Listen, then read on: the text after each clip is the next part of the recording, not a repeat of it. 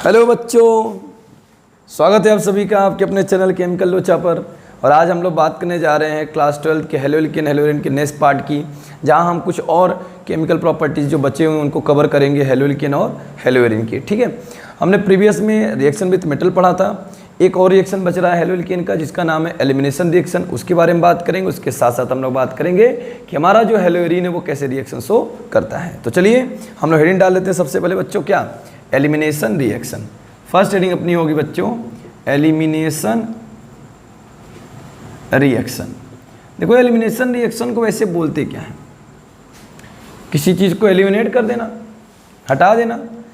तो अब elimination reaction जब आपके हेलोएल्केन में होगा तो किस तरीके से कराया जाएगा ये जानना बहुत ज़रूरी है।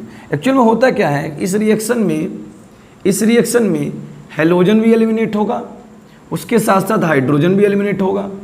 अब हेलोजन और हाइड्रोजन दोनों के एलिमिनेट होने के कारण इसको हम लोग बोलते हैं क्या है, डी हाइड्रो हेलोजिनेशन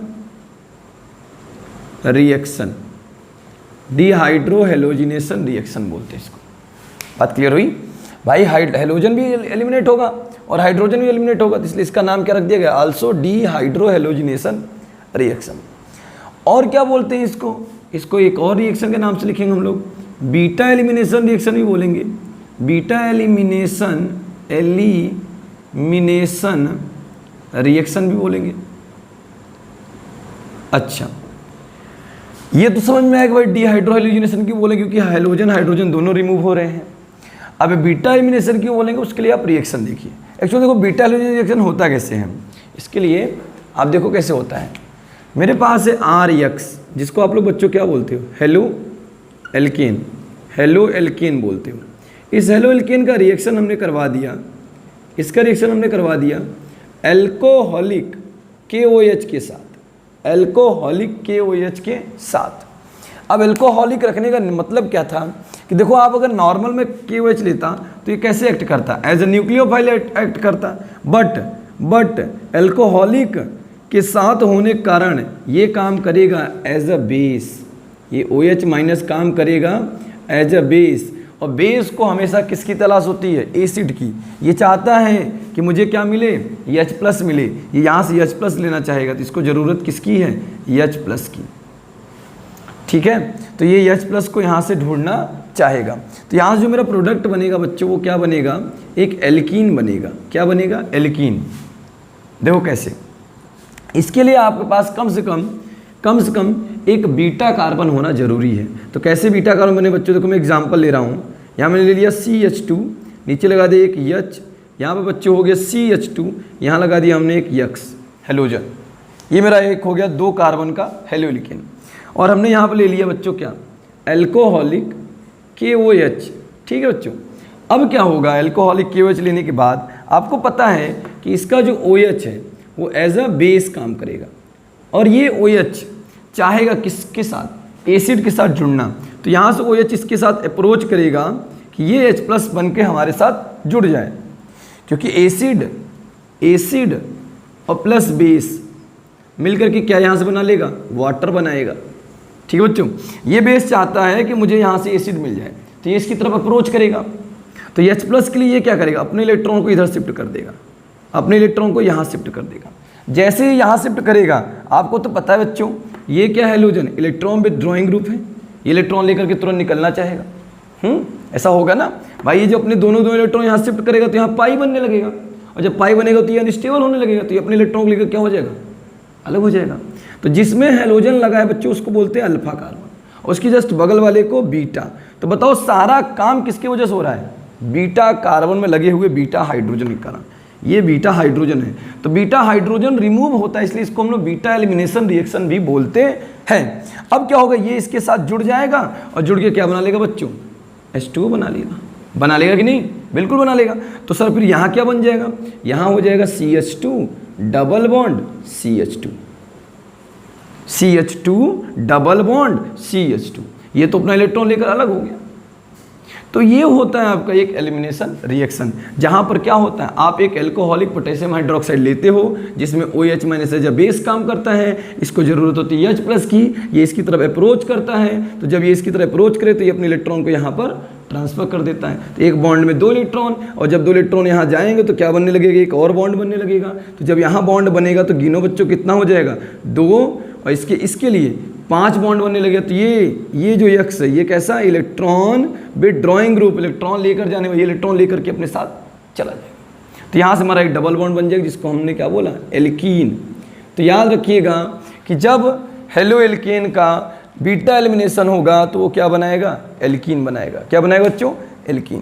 तो ये तो हो गया आपका ये रिएक्शन, इसको आप कॉपी करिए। उसके बाद हम लोग बात करते हैं नेक्स्ट रिएक्शन की, ठीक है। चल इसके बाद देखते हैं हम लोग नेक्स्ट रिएक्शन कि नेक्स्ट रिएक्शन अपना क्या होने वाला है। देखते हैं बच्चों नेक्स्ट। चलो अब बच्चों हम लोग बात करेंगे हेलोएरीन की केमिकल रिएक्शन की। किसकी बात करेंगे बच्चों, हेलोएरीन के केमिकल रिएक्शन के बारे में। हेलोएरीन के केमिकल रिएक्शन के बारे में, हेलोएरीन का केमिकल रिएक्शन। अच्छा अब आप लोग देखिए कि जो हेलोएरीन है वो कैसे केमिकल रिएक्शन करेगा। तो सबसे पहले हम लोग शुरुआत करेंगे इसमें न्यूक्लियोफिलिक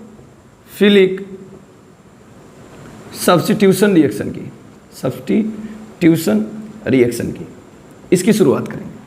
तो पहला क्वेश्चन ये राइज होता है कि जिस तरीके से हेलोएल्केन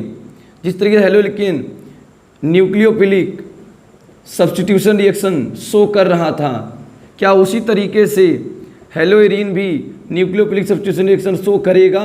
ये सबसे पहला क्वेश्चन। तो मैं आपको बता दूं कि एट जनरल कंडीशन का मतलब हो गया नॉर्मल टेम्परेचर पे, ये जो हेलोएरीन होता है वो न्यूक्लियोफाइल के साथ रिएक्शन नहीं करता। तो यहाँ लिख दे रहा हूँ, at general condition haloarene does not react with nucleophile, नहीं रिएक्ट करेगा न्यूक्लियोफाइल के साथ। अब आप पूछोगे रीजन क्यों नहीं करेगा, तो इसके कारण मैं बताता हूँ आपको। पहला कारण बच्चों होगा, double bond effect. Double bond effect पहला कारण है।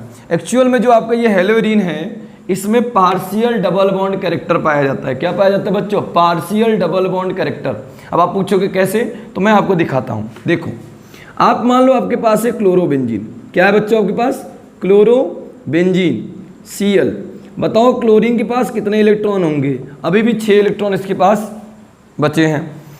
मैं ये बोल रहा हूँ कि यहाँ पर क्या बन रहा है, पार्शियल डबल बॉन्ड बन रहा है। आप बोलोगे ये हमको नहीं पता चल रहा है, तो रुकिए, देखो होगा क्या, ये इलेक्ट्रॉन इधर की तरफ जब मूव करेगा तो यहाँ पर क्या आएगा, माइनस, और यहाँ पर कौन सा चार्ज आएगा, प्लस।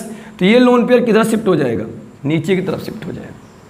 तो इस केस में क्या होगा, इस केस में होगा कुछ नहीं, लेकिन आपको अब double bond, partial double bond character दिखाई देगा क्लोरीन के साथ। मतलब ये डबल बॉन्ड बना लेगा Cl, इसके ऊपर प्लस का चार्ज आ जाएगा, यहाँ पर क्या आएगा बच्चों, माइनस का। ये बॉन्ड और ये बॉन्ड, अब कौन मूव करेगा बच्चों?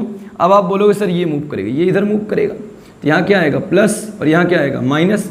तो अगले केस में क्या हो जाएगा, अगले केस में हो जाएगा ये सर हो जाएगा ये आपका रिंग, और ये डबल बॉन्ड Cl प्लस, उसके साथ ये दोनों सर मिल करके क्या बना लेंगे, पाई बना लेगा। सर ये माइनस होगा, और सर ये बचा है अभी। तो अगली बार किसकी मूव करने की बारी है? आप बोलोगे सर इसकी, ये मूव करेगा यहाँ, तो यहाँ माइनस आएगा और यहाँ प्लस आएगा कि नहीं बच्चों? तो अगले वाले केस में क्या हो जाएगा, अगले वाले केस में होगा क्या, ये रिंग आपका ये तो बना चुका है, ये दोनों वापस से मिलकर के पाई बना लेगा, और यहाँ पर क्या आ जाएगा बच्चों, यहाँ पे आ जाएगा माइनस, और यहाँ पर क्या होगा, Cl डबल बॉन्ड प्लस, ये होगा। तो अगले केस में क्या होगा, अगले केस में ये वापस से ऐसे चलेगा, तो यहाँ पर क्या बनेगा, प्लस बनेगा। तो अगले केस में क्या हो जाएगा, अगले केस में हो जाएगा ये आपका सिंगल बॉन्ड Cl, ये बॉन्ड और ये बॉन्ड। तो बताइए इसमें आपको double, partial double bond character दिखाई दिया कि नहीं? मतलब ये मैं बोल सकता हूँ यहाँ पर partial double bond character exist करता है। तो एक ये रीजन होता है जिसके कारण हमारा जो न्यूक्लियोफाइल होता है वो आसानी से इसके ऊपर अटैक नहीं कर पाता। दूसरा रीजन क्या होगा, ये तो फर्स्ट रीजन हो गया। सेकंड रीजन होगा बच्चों हाइब्रिडाइजेशन। हाइब्रिडाइजेशन भी एक कारण होता है जिसके कारण न्यूक्लियोफाइल एट नॉर्मल टेम्परेचर पे रिएक्शन नहीं कर पाता। कैसे? देखो एक्चुअल में क्या होता है कि sp2, आप sp3 पढ़ते हो किस में, हेलो एल्केन में, RX में पढ़ते हो आप sp3, जबकि हेलो एरीन में क्या पढ़ोगे आप, हेलो एरीन में आप लोग पढ़ोगे क्या, sp2। तो जैसे जैसे यस का कैरेक्टर बढ़ेगा, आप sp3 और sp2 में जाओगे तो यस का कैरेक्टर क्या हो गया, बढ़ गया। जैसे जैसे यस का कैरेक्टर बढ़ेगा इसकी इलेक्ट्रोनेगेटिविटी भी बढ़ती जाएगी और बॉन्ड का लेंथ छोटा होता जाएगा। बॉन्ड का लेंथ क्या होता जाएगा बच्चों, कम होता जाएगा। और जब बॉन्ड का लेंथ कम होगा तो उसको ब्रेक करने में आप उतने ज़्यादा कैपेबल नहीं होगे जितना आप sp3 वाले में होंगे। sp2 वाले में बॉन्ड लेंथ sp3 वाले से कम हो जाता है, इसलिए अटैक करवाना थोड़ा सा कठिन हो जाता है। तो एक तो रीजन बच्चों ये हो गया। उसके साथ साथ अगर आपसे कोई पूछता है कि क्या ये रिएक्शन कर पाएगा, हाँ रिएक्शन ये कर सकता है, लेकिन उसके लिए हमें कंडीशन को इंक्रीज करना पड़ेगा। तो आइए बच्चों देखते हैं कि किस किस कंडीशन पे ये रिएक्शन करके प्रोडक्ट बनाता है। इसको कॉपी कर लीजिए, उसके बाद हम लोग नेक्स्ट बात करते हैं।